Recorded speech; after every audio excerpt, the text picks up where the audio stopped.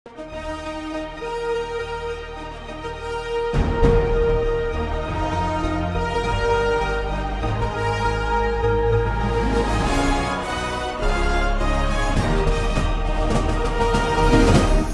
பார்த்து கொண்டிருப்பது உங்கள் ஜாஷ்வா டிவி. சகல ஜனங்களுக்கும் நற்செய்தி.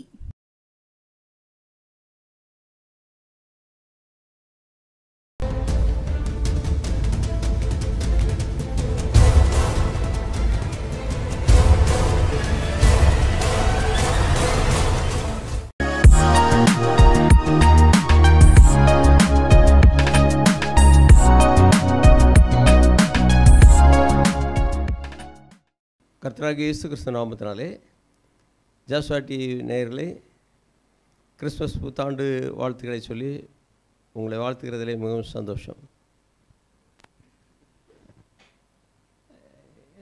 கிறிஸ்மஸுக்கு பிந்தைய நாளில் தான் நம்ம நினைச்சிரோம்.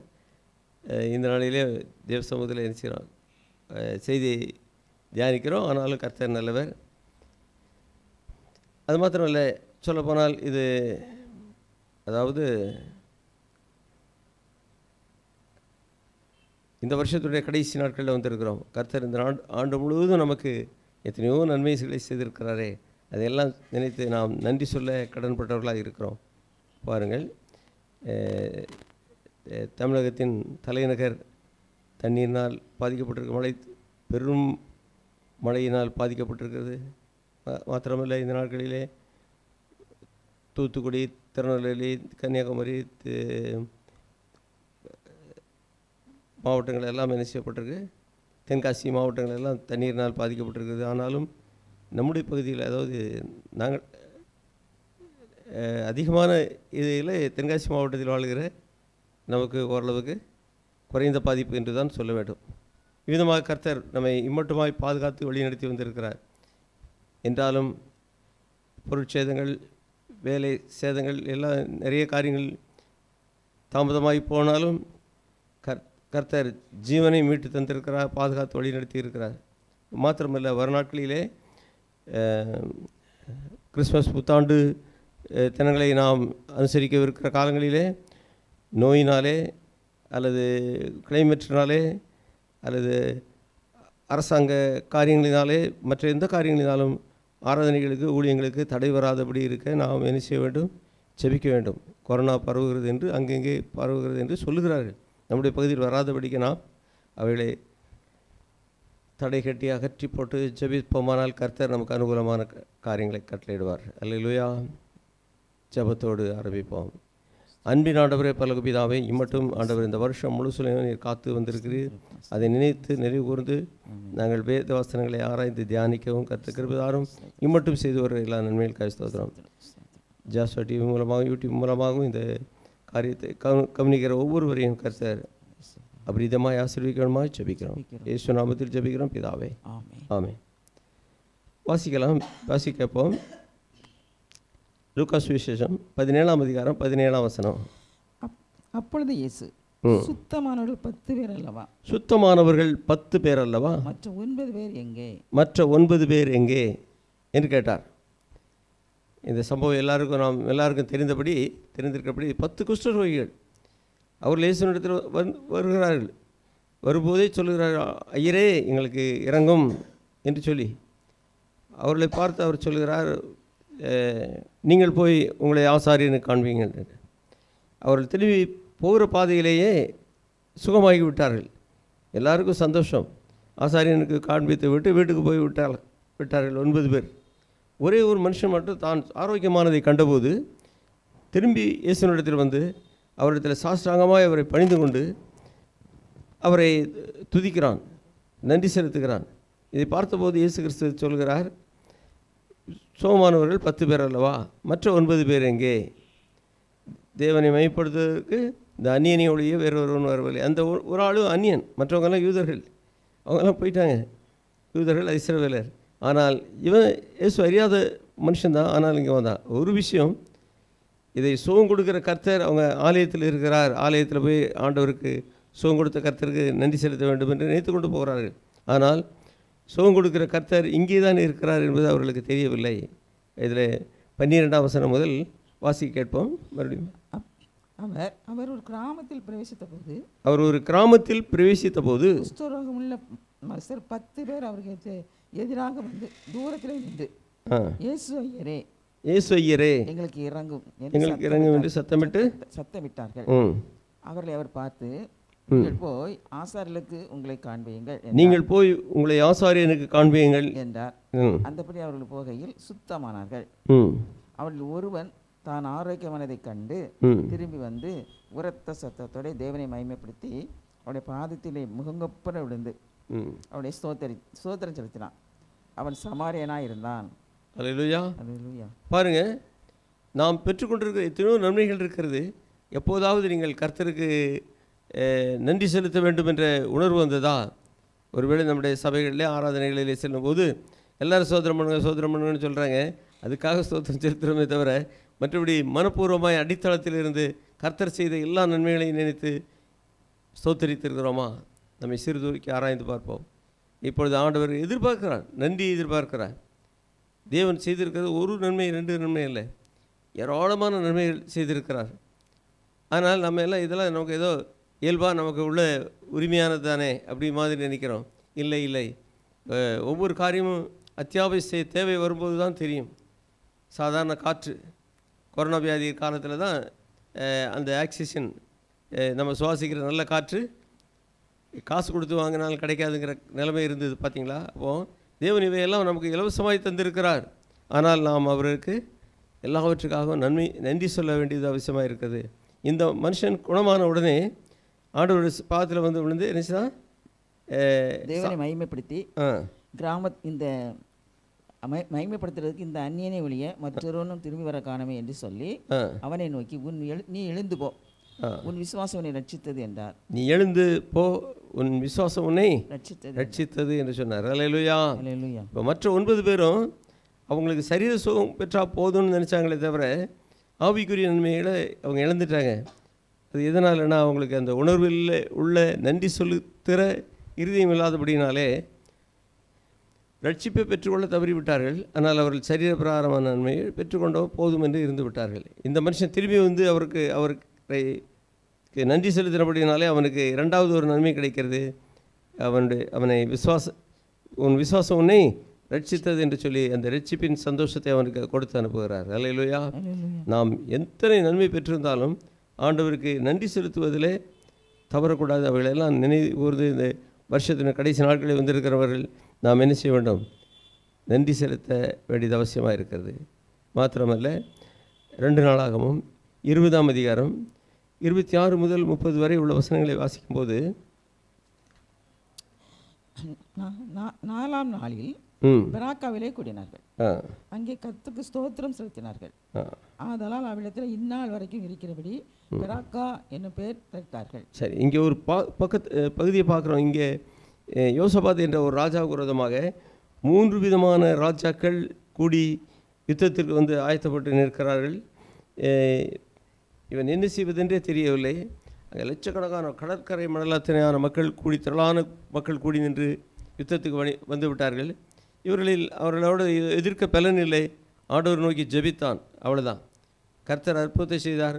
அவர்கள் 3 கூட்டத்தாரும் ஒரு கூட்டத்தாரை 2 கூட்டத்தாரை சேர்ந்து அழித்தார்கள். பின்பு அந்த 2 கூட்டத்தாரும் ஒருவரை ஒருவர் அடித்துக்கொண்டு வெட்டி வீழ்த்தப்பட்டு மடிந்து போனார்கள். இவர்களுக்கு எதிராக வந்தவர்கள், இவர்களை அழித்துவிட வேண்டும் என்று வந்தவர்கள் அவர்களே அழிந்து போனார்கள். இந்த நிலைமையில் தான் அந்த வசனத்தை மறுபடியும் வாசி. 4ஆம் நாளில் பெராக்காவிலே கூடினார்கள். அங்கே கர்த்தருக்கு ஸ்தோத்திரம் செலுத்தினார்கள். ஆதலால் அவ்விடத்துக்கு இந்நாள் வரைக்கும் இருக்கிறபடி பெராக்கா என்னும் பெயர் தரித்தார்கள். பின்பு கர்த்தர் அவர்கள் சத்துருக்களின் பேரில் கலிகுறை செய்தபடியால் யூதா மனுஷர் யாவரும் எருசலேம் ஜனங்களும் அவர்களுக்கு முன்னாலே யோசபாத்தும் மகிழ்ச்சியோடு எருசலேமுக்கு திரும்பினார்கள். அவர்கள் தம்புர்களோடும் சிரமண்டலங்களோடும் பூரிகளோடும் எருசலேமில் இருக்கிற கர்த்தருடைய ஆலயத்திற்கு வந்தார்கள். கர்த்தர் இஸ்ரவேலின் சத்துருக்களோடு யுத்தம் பண்ணினார் என்று கேள்விப்பட்ட அந்தந்த தேசத்து ராஜ்யத்தார் மேல், இஸ்ரவேலுக்காக கர்த்தர் அவர்களுக்காக யுத்தம் பண்ணினார் என்று கேள்விப்பட்ட ராஜ்யம் தேசத்தார் எல்லாரும் தேவனால் உண்டான பயங்கரம் வந்தது. தேவனால் உண்டான பயங்கரம் அவர்கள் மேல் வந்தது. இவ்விதமாய் தேவன் சுற்றுப்புறத்தாரால் யுத்தமில்லாத இளைப்பாறுதலை அவனுக்கு கட்டளையிட்டது. இவ்விதமாய் சுற்றுப்புறத்தால் அவர்களுக்கு யுத்தமில்லாதிருந்து இளைப்பாறுதலை அவர்கள் கட்டளையிட்டது. யோசபாத்தின் ராஜ்யபாரம் அமெரிக்கா இருந்தது. யுத்தமில்லாத சூழ்நிலை அமைதல் உண்டாயின் அப்படின்னாலே அமெரிக்கா இருந்தது. அல்லேலூயா. அமெரிக்கை என்று சொல்லும்போது யுத்தம் இல்லாத, பகை இல்லாத, பிரச்சனைகள் இல்லாத மிகவும் அமைதலான அமெரிக்கையான சூழ்நிலை அவர்கள் தேசத்திலே தேவன் கட்டளையிட்டார். அமெரிக்கை உங்களுடைய வாழ்க்கையில் எத்தனை முறை இந்த அமெரிக்கையை நீங்கள் அறிந்திருக்கிறீர்கள்? எதிரிகள் இப்பொழுது அழித்து விடுவோம், கொன்று விடுவோம் என்பது போல தோன்றின ஜாதி எதிரிகளால், வழக்காளிகளால் அல்லது பணப்பிரச்சனைகளினால் இதை மூழ்கி விடுவோமோ, இது நம்மை மூழ்கடித்து விடுமோ என்ற நிலைமை இருக்கும்போது அவை எல்லாவற்றையும் முறியடித்து தேவன் அகற்றி நமக்கு இந்த அமெரிக்கையான நிலைமையை தந்ததை குறித்து கர்த்தருக்கு நன்றி செலுத்த வேண்டாமா? இன்னும் கூட இஸ்ரவேல் தேசத்திலிருந்து இஸ்ரவேலர் எகிப்திலிருந்து புறப்பட்ட போது அவர்களை தேவன் எதிரியினுடைய எதிராளி, அதாவது பார்வோனுடைய பிடியிலிருந்து அவர்களை ஆச்சரியமாய் விடுவித்து கொண்டு வந்தபோது மோசையும் மிரியாமும் சேர்ந்து எல்லாரும் இஸ்ரவேலர் எல்லாரும் பாடினார்கள். பாருங்கள், யாத்ராகமம் 15ஆம் அதிகாரம் 1 முதல் 6 வரை உள்ள வசனத்தை வாசிக்க கேட்கும்போது, அப்பொழுது மோசையும் இஸ்ரவேல் புத்திரரும் கர்த்தரை புகழ்ந்து பாடின பாட்டு, கர்த்தரை புகழ்ந்து பாடின பாட்டு, கர்த்தரை பாடுவேன், மகிமையாய் வெற்றி சிறந்தார், அவர் மகிமையாய் வெற்றி சிறந்தார், குதிரையும் குதிரை வீரனையும் கடலிலே தள்ளினார், குதிரையும் குதிரை வீரரையும் கடலிலே தள்ளினார், கர்த்தர் என் பலனும் என் கீதமுமானவர், எனக்கு ரட்சிப்புமானவர், அவர் என் ரட்சிப்புமானவர், அவரே என் தேவன், அவரே என் தேவன், வாசஸ்தலத்தை ஆயத்தம் பண்ணுவேன், அவருக்கு வாசஸ்தலத்தை ஆயத்தப்படுத்துவேன், அவரே என் தகப்பனுடைய தேவன், அவரே என் தகப்பனுடைய தேவன், அவரை உயர்த்துவேன், கர்த்தரே யுத்தத்தில் வல்லவர், கர்த்தர் என்பது அவருடைய நாமம், கர்த்தர் என்பது அவருடைய நாமம், பார்வோனின் ரதங்களையும் அவன் சேனைகளையும் சமுத்திரத்திலே தள்ளிவிட்டார், அவருடைய பிரதான அதிபதிகள் சிவந்த சமுத்திரத்தில் அமிழ்ந்து போனார்கள், அவருடைய பிரதான அதிபதிகள் சிவந்த சமுத்திரத்திலே அமிழ்ந்து போனார்கள், ஆழி அவர்களை மூடிக்கொண்டது, கல்லை போல ஆழங்களிலே அமிழ்ந்து போனார்கள் என்று பாடி கர்த்தரை துதித்தார்கள். அல்லேலூயா. எதிராய் வந்த சூழ்ச்சிகளை கர்த்தர் முறியடித்தார். எதிராய் வந்த சூழ்ச்சிகளை முறியடித்தீரே, எந்த நிலையிலும் உம்மை துதிக்க வைத்தீரே, எதிராய் வந்த சூழ்ச்சிகளை முறியடித்தீரே, எந்த நிலையிலும் உம்மை துதிக்க வைத்தீரே, நன்றி ராஜா உமக்கு நன்றி நன்றி. அல்லேலூயா. நன்றி பாடல்கள் விதமாக பாடியிருக்கிறார் பரிசுத்தவான். ஆகவே என்ன அருமையானவர்களே, எத்தனையோ போராட்டங்கள் வந்தது, அத்தனையும் மாற்றி நமக்கு வெற்றியை விடுதலையும் தந்த கர்த்தரை துதிக்காமல் இருக்கவே முடியாது. ஆக யாக்கோபு அண்ணனுக்கு பயந்து ஆபத்துக்கு உயிர் தப்பிக்கும்படி கடந்து செல்கிறான். அப்பொழுது ஆண்டவர் அவனோடு வாக்குத்தத்தம் கொடுத்து பேசுகிறார். அவன் பொருத்தனை பண்ணுகிறான், என்னை உயிரோடு தேவன் திரும்பி வர பண்ணுவானால் நான் எனக்கு கிடைக்கிற எல்லாவற்றிலும் தசமபாகம் செலுத்துவேன் என்று பொருத்தனை பண்ணி கொண்டு சென்று திரும்பி வரும்போது அவன் சொல்கிறான், கோலும் கையுமாக இந்த யோர்தானை கடந்து சென்றேன், கர்த்தர் எனக்கு 2 பரிவாரங்களை தந்தார், அது மட்டும் இல்லை தேவன் எனக்கு பாராட்டின தயவுக்கு எல்லாம் எள்ளளவேன்னு நான் பாத்திரம் இல்லை என்று சொல்லி ஆதியாகமம் 32ஆம் அதிகாரம் 10ஆம் வசனத்தை வாசிக்க கேட்போம். அடியேனுக்கு தேவரீர் காண்பித்த எல்லா தயவுக்கும், அடியேனுக்கு தேவரீர் காண்பித்த எல்லா தயவுக்கும், எல்லா சத்தியத்துக்கும் நான் எவ்வளவேனும் பாத்திரம் இல்லை. ஒரு நிமிஷம், தேவன் நம்ம மேல் பாராட்டின கிருபைகளுக்காக நாம் ஏதாவது அவருக்கு செய்திருக்கிறோமா? நான் இதை செய்தேன் அதனால தான் கர்த்தர் எனக்கு இதை செய்தார் என்று ஏதாவது சொல்ல முடியுமா? இல்லவே இல்லை. அவர் தமது சுத்த கிருபையினாலே நம்மை இம்மட்டுமாய் காத்தார். அதைத்தான் யாக்கோபு சொல்கிறான், தேவரீர் எனக்கு பாராட்டின தயவுக்கெல்லாம் நான் எவ்வளவேனும் பாத்திரம் அல்ல, நான் எவ்வளவேனும் பாத்திரம் அல்ல, நான் கோலும் கையுமாக இந்த யோர்தானை கடந்து போனேன். வெறும் கோலும் கையும் மட்டும்தான் யோர்தானை கடந்து சென்றேன். இப்பொழுது 2 பரிவாரங்களையும் உடையவனானே. அந்த யோர்தானை கடக்க வந்து நிற்கிற போது சொல்லுதான், இப்போது இந்த 2 பரிவாரங்களை உடையவனாய் இருக்கிறேன் என்று சொல்லி. அல்லேலூயா. நாம் இந்த 2023ஆம் ஆண்டில் ஆரம்பத்திலிருந்தே அல்லது நாம் பிறந்த நாள் முதல் இந்த நாள் வரையும் எத்தனையோ காரியங்களை கடந்து வந்தோம்.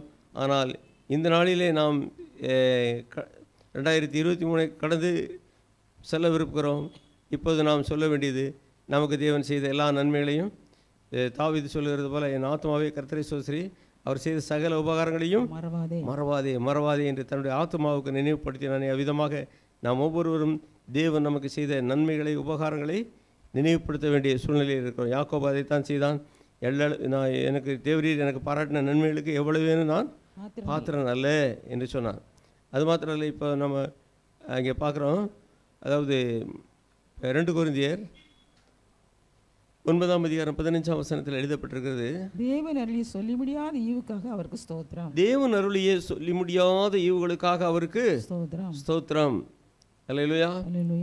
அவர் என்னென்ன ஈவுகள்லாம் செய்திருக்கிறார் அப்படின்னு பார்த்தா பாருங்கள், சரீரப்பிரகாரமாக எத்தனையோ நன்மைகளை, நோய் நொடிகளில் இருந்து காப்பாற்றியிருக்கிறார், கடனில் இருந்து காப்பாற்றியிருக்கிறார், எதிராளியின் இடத்துல இருந்து காப்பாற்றியிருக்கிறார், சூழ்ச்சியிலிருந்து, நோயிலிருந்து, பேயிலிருந்து, எல்லா விதமான தீங்கு நின்றும் பாதுகாத்து நடத்தி வந்திருக்கிறார். அல்லேலூயா.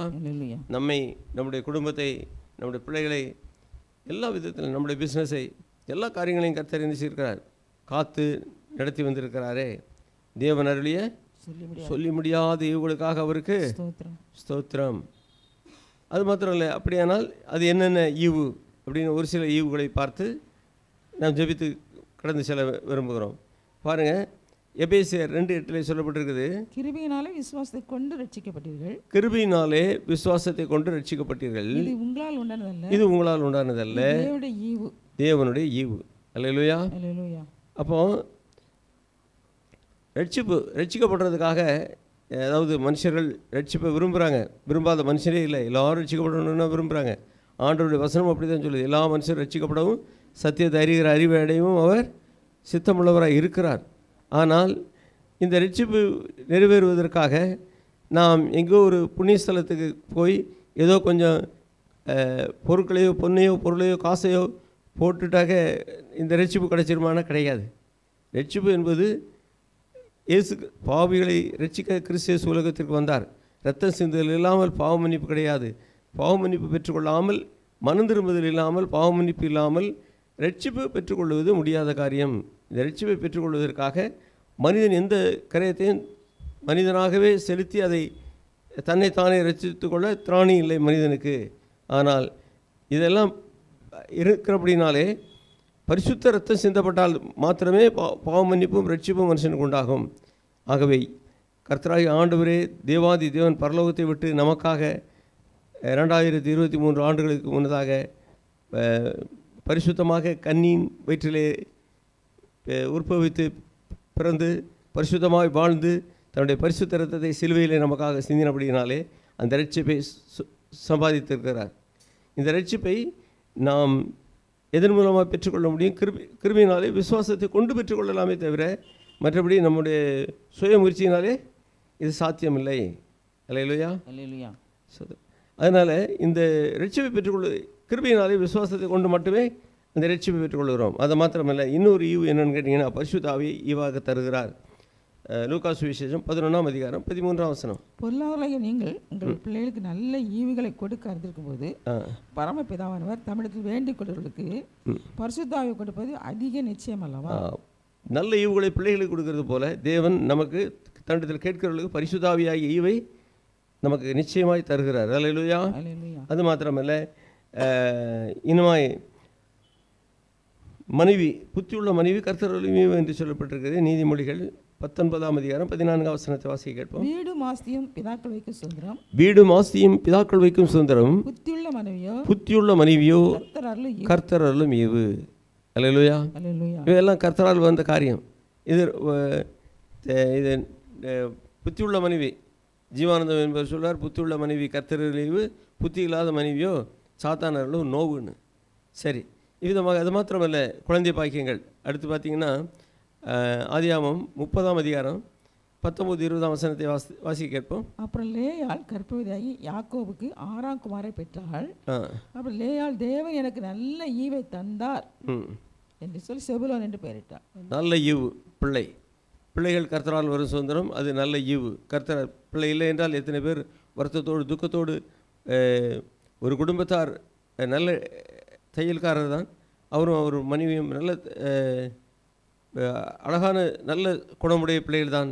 அவர்களுக்கு குழந்தை இல்லாதபடினாலே அவருடைய சகோதரன் அவர்களை மனநோவும்படி பேசி, நீ எதற்கு சம்பாதிக்கிறாய், எதற்காக இவங்கெல்லாம் இருக்கணுமா உலகத்தில், இப்படியெல்லாம் அவங்கள பற்றி ரொம்ப நிந்தித்து பேசினாங்க.